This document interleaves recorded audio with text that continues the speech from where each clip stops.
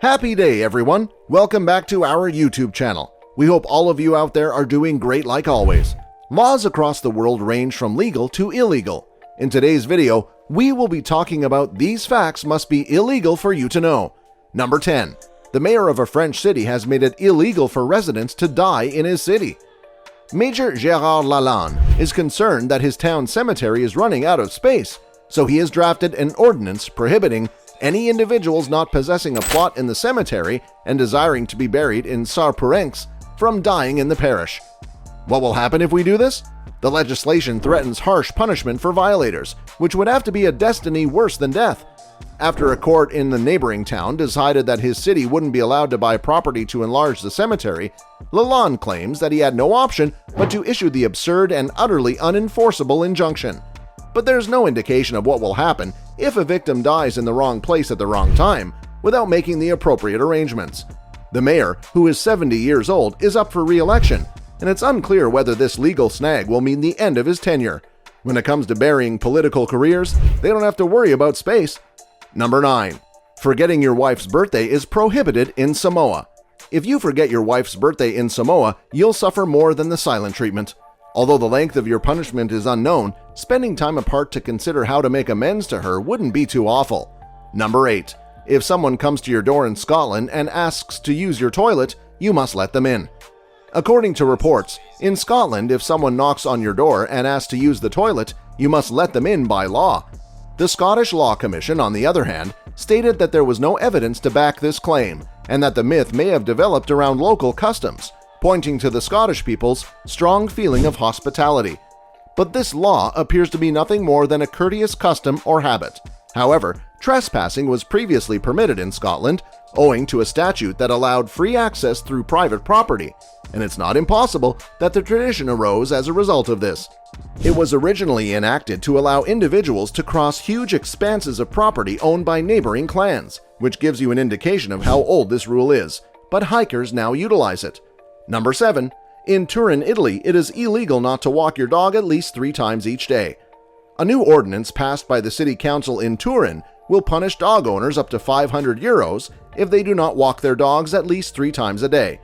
The most surprising part is that people will also be prohibited from dyeing their pet's fur or engaging in any type of animal mutilation for purely cosmetic reasons, such as docking dogs' tails, under legislation that is set to be enacted in the northern Italian city. Turning one's dog into a silly fluffy toy will be prohibited in Turin, the city's La Stampa Daily said. If found guilty of abusing or abandoning their dogs, Italians can already face fines up to €10,000 and a year in prison, but Turin's new regulations go into considerably more detail. Also, people on bicycles may lead dogs on walks, but not in a way that would weary the animal too much, according to the guidelines. Now we can say that Italy is an animal-loving country, and stray cats are protected by law in many cities. According to animal rights organizations, 150,000 companion dogs and 200,000 cats are abandoned in Italy each year.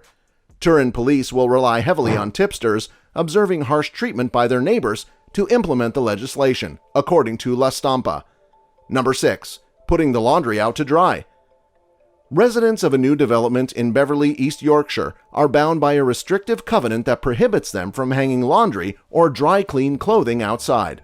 Although it is customary to have covenants forbidding hanging laundry in the front yard, the one at Westwood Park extends to windows, balconies, roof terraces, shared gardens, and maybe even the rear gardens of individual residences on the property.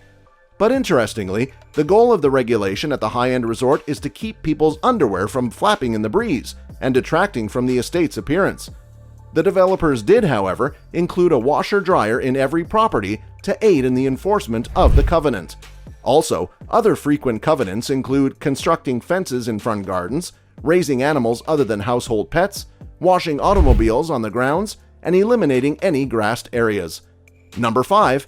At a funeral, lingering. Frank Blades was not ready to leave Hannah Park Cemetery in Worksop, Nottingham after burying his wife Violet in the summer of 2015. He remained an extra 20 minutes, for which he was charged £160. We were fined £160 by Bassetlaw District Council because our client opted to visit other family cemeteries after the burial, a representative for the funeral director said. This was included in our final pricing, just like every other third-party charge we pay on behalf of our clients.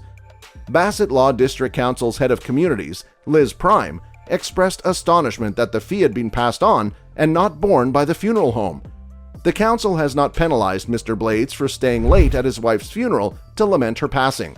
But sadly, Mr. Blades explained, "It was something I simply accepted. I simply tried to forget about it. This is something I'm mentioning since it may happen to someone else." Number 4. In Milan, Italy, it is legal necessity to grin at all times, with the exception of funerals and hospitals. What's the deal with the long chin? The law in Milan requires you to grin. It is mandated by an Austro-Hungarian city rule that has never been abolished. Funeral goers, medical personnel, and those at the bedside of a sick family member were all exempt. For the rest of us, there's no reason to be pessimistic. The alternative is perfectly acceptable. This has to be one of the strangest laws ever. Number 3. Changing a light bulb is illegal in Australia's second most populated state unless you are a trained electrician. Do you know, to change a light bulb, how many Australians are required? Well, 1 to replace the bulb and 15 to applaud and say, "Well done, mate."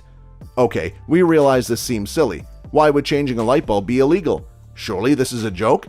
It's a bit of an online urban legend, but if you do a little Googling, you'll find some reliable sites saying that changing a light bulb oneself was previously banned in Victoria.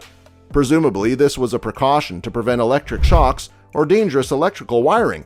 After all, a man died in 2007 while changing light bulbs at his employment, but a blanket ban on all non-electricians replacing light bulbs seems overdone. Pun intended. Changing a light bulb was prohibited. Number 2. It is unlawful to let your hens cross the road in Quitman, Georgia. Simply put, the law requires poultry owners to maintain control over their flock at all times. This makes sense when you consider the dangers of allowing farm animals to roam freely, but the specificity of the rule prohibiting hens from crossing the road fits the humor and makes for an amusing read. In Gainesville, Georgia, you must consume fried chicken with your bare hands to preserve the safety and sanctity of the chicken. Keep your forks out of their reach. Chicken is described as a culinary delicacy dedicated to its town in the statute. Perhaps this is why chickens need their own set of transportation regulations. Number 1. According to the renowned Fish Act of 1986, it is unlawful to keep salmon under questionable conditions. The Salmon Act of 1986 is a piece of legislation that, among other things, defines the distinction between legal and unlawful salmon fishing. Handling fish under dubious circumstances is likewise prohibited under the Act. However, the Act identifies suspicious circumstances, such as when salmon has been unlawfully fished. Instead of individuals skulking around dark corners holding their salmon salar, it's focused on selling fish obtained via illegal ways. However, the wording is wide enough to elicit thinking. In February 1986, after a 5-hour discussion in the House of Lords, it was agreed that the language would shield unsuspecting individuals from the then-existing broader offense of possessing fish that have been unlawfully seized, killed, or landed. And that's a wrap, my dear friends. We're sure you all enjoyed our video to the utmost. If you enjoyed the video, please subscribe to our channel, give it a thumbs up, and share it with your friends.